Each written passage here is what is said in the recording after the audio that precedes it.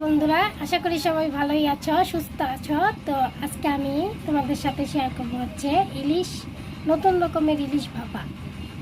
খুবই সিম্পলভাবে রান্না, কিন্তু খেতে খুবই সুস্বাদু। তো সুস্বাদু খাবারের মধ্যে আমার হচ্ছে এগুলো আজকের দুপুরের রেসিপি থাকবে।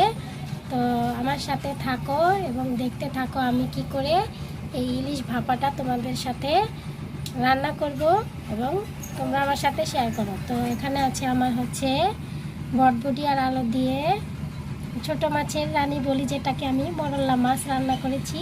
আর এখানে বাদাম বাটা আছে, মুসুরির ডাউল, আর হচ্ছে ইলিশ মাছের ভাপা।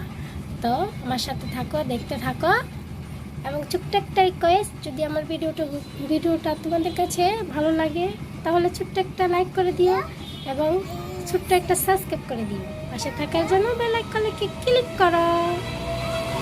তো আমার সাথে থাকো, দেখতে থাকো আমি কি করে এই রান্নাটা করি। গাইস, তোমরা দেখতেই পাচ্ছ যে এখানে নিয়েছি সাদা কালো সরিষা আর রসুন, পেঁয়াজ, কাঁচা লঙ্কা। তো সরিষাটা এখন আমি বেটে নেব।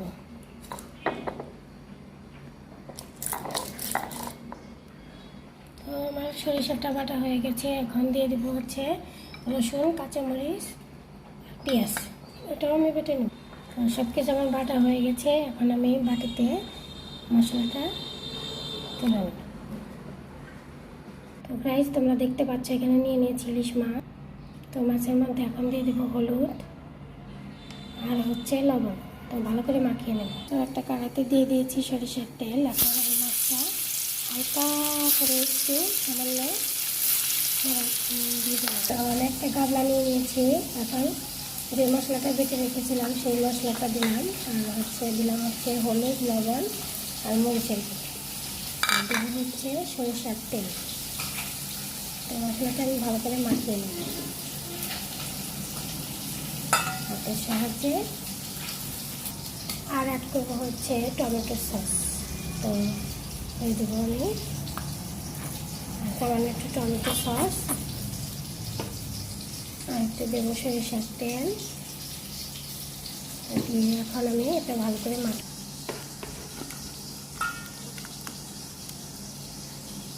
দিয়ে দেবো সামান্য একটু জল, দিয়ে আমি মশলাটা ভালো করে একদম মাখিয়ে নেব।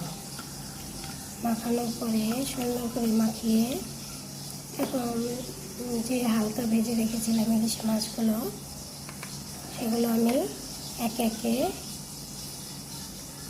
হালকা ভেজে রাখা মাছগুলো একে একে দিয়ে দেবো।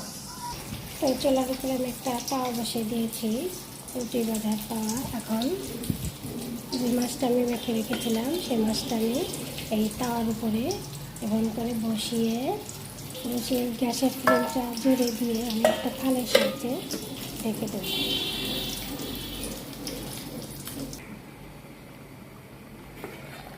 তো তোমরা দেখতেই পাচ্ছ আমার এটা ফুটে গেছে।